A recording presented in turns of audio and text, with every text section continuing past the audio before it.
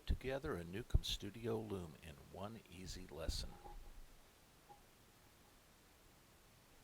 Once upon a time there was a fella, me, Roy Cabanis, whose wife had a loom. Now, I'd already built her a jack loom years and years ago, but we had to get rid of it when we moved.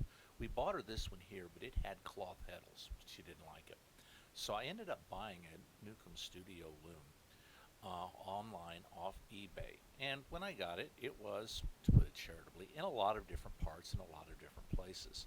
And these are kind of what the parts looked like as we were going through things. It didn't look that bad, but trust me, it didn't look that great. Fortunately, from me making one before, I had an idea where things were supposed to go and how things were supposed to look. And so, with trepidation in heart and a lot of nuts and bolts, I got started. Now, the first point I want to make is that I used hex nuts and bolts throughout. I also used wing nuts for things to tighten these bolts down with.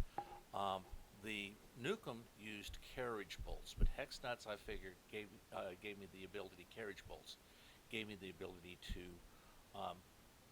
take it apart later with much greater ease. That's what the bolts looked like. I made some washers out of some dowel, simply because I like flat surfaces to screw or bolt, put the nut into, instead of it having to go into that round surface. To free the old carriage bolts, I used some stuff called Kroll from Cano Labs. That's the shape those bolts were in, and trust me, they did not want to come apart very easily. So I start putting things together. The key to the whole assembly is the piece that has the treadles, the little levers that your feet press down on. Now, these things have got nuts and bolts and all sorts of stuff going all over the place. And if you get it like mine, the bolts are, to be frankly, bent all over the place. You bolt the back piece to each side piece using 3/8" hex bolts. And so what you've got is this thing sitting upon the floor with the back piece. You rotate it 90 degrees so it's sitting up, and then those legs are dangling down. And with them dangling down, they don't touch the ground, so you should be okay. Now you go ahead and you put on the riser, which is the piece that has the two metal legs sticking down, and you bolt that to the right-hand side. Then I went and replaced every bent metal connecting shaft I had, and that was a lot of them. You can see that these things just aren't straight, and just start them off straight. I used 1024 rod because that was one of the easiest ways. It's what the original one had. I also used lock nuts on the bottom because lock nuts make it where it's not going to drop down very easily. I wanted to standardize the bottom part of this. When you put it all together at this point, it should look something like this. There you go. See, notice they're nice and straight. They're going out there. I've got wing nuts at the top to hold it down. Now you've got that metal bar on the right, and it should be pressing up against the right side frame. But when you look there, you're going to see that in my case, it was held off with just a nut. Okay, and the fact is it was making a groove into that right-hand side frame where it had so much slack there that it was just simply wobbling back and forth all over the place. That slack didn't help matters at all. I made some washers. I made washers out of some material I had laying around here. If you don't have some piece of plastic, get some milk cards, about 3 or 4 of them put together, drill the hole, it'll be fine. But what you want is some sort of standard spacing so that metal piece doesn't groove into the side.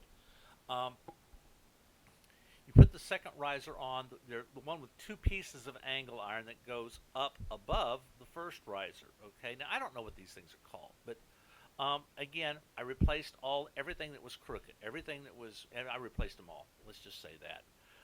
And then I put that attached to the top part. And you want the part that's sticking out on your right-hand side as you are looking at it, okay? Now, you've got this big cast iron wheel, and with the wooden teeth on it.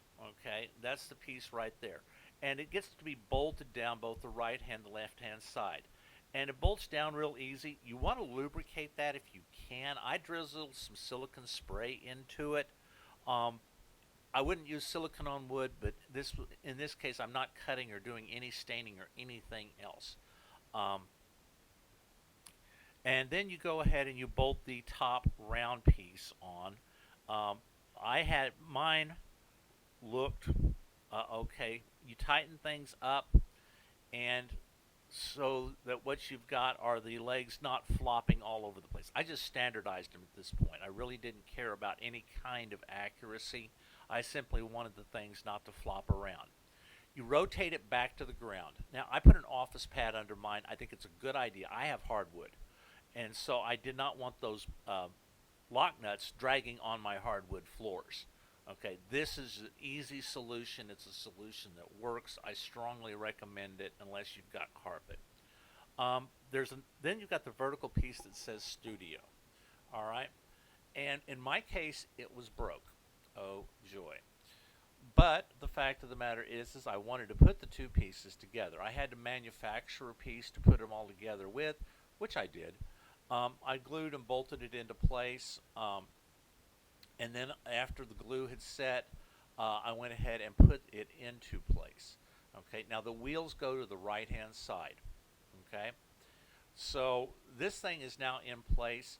The one thing you could want is you would want that block. If you have to install one, then that block has got to be the same depth as the one on the right hand side. I put a cloth roller on.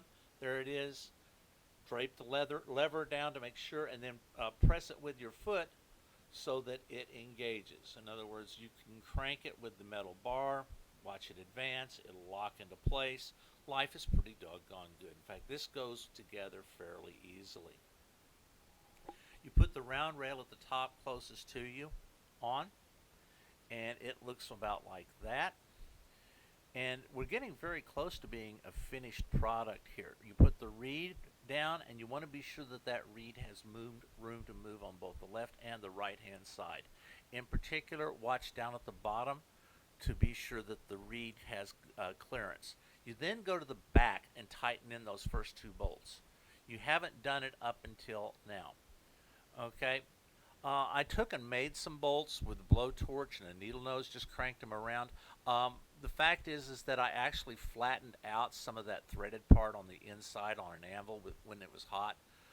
You can't really see it, but it did do that. You connect those springs to that second riser over to the left-hand side, and at this point now the springs are starting to hold things in place. Okay, you put the hooks to the bottom of the heddle from the second riser, and we are now starting to see things come together where things can move. Okay, now you take the cord. I use paracord. It worked. Okay, don't skip on the length because you can always cut it off, melt it down, make it, and smooth out that end. And you tie them to the top of the heddles. Tie the two cords together between the middle wheels and the right wheels. You don't need as much clearance as you would think. I've got about 4 inches about 4 inches right there. I'd really, I guess, like 6, but 4 inches gave me plenty of vertical travel. It rises all the way up to the top. Okay.